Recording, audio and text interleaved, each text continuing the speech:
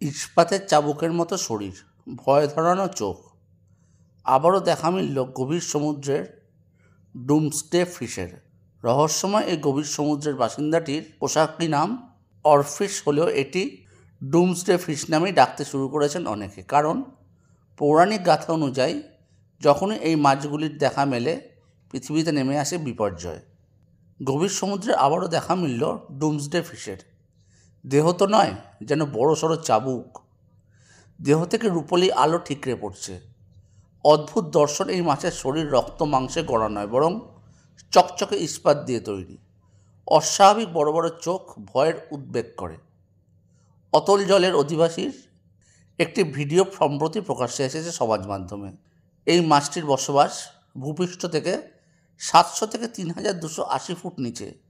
সেই গভীর অঞ্চল থেকে বেরিয়ে এসে এই মাছগুলির ভূমিকম্পের সতর্কবার্তা দিত বলে মনে করা হয়। ভাইরাল হওয়া ভিডিওয়ে দেখা গেছে একদল ডুবুরি সমুদ্রের গভীরে অনুসন্ধান চালাতে গিয়ে দেখা পান এই মাছটির। তারা মাছটির শরীর স্পর্শ করতেই সেটি নড়ে সামান্য দূরে সরে যায়। জাপানের লোককথায় অরফিশ পরিচিত রেগুনো সুকাই বা সমুদ্র ঈশ্বর বার্তাবাহক নামে। খারাপ বা বিধ্বংসী কিছু হতে চললে তবেই নাকি উপরে উঠে আসে মাছটি, ধ্বংসের বার্তা দিয়ে যায়। আর সে কারণেই এই মাছটিকে ধ্বংসের দিনের মাছ বলে উল্লেখ করেছেন অনেকে। নেচার ইজ অ্যামেজিং নামের এক্স হ্যান্ডেল থেকে ভিডিওটি প্রকাশ করা হয়েছে।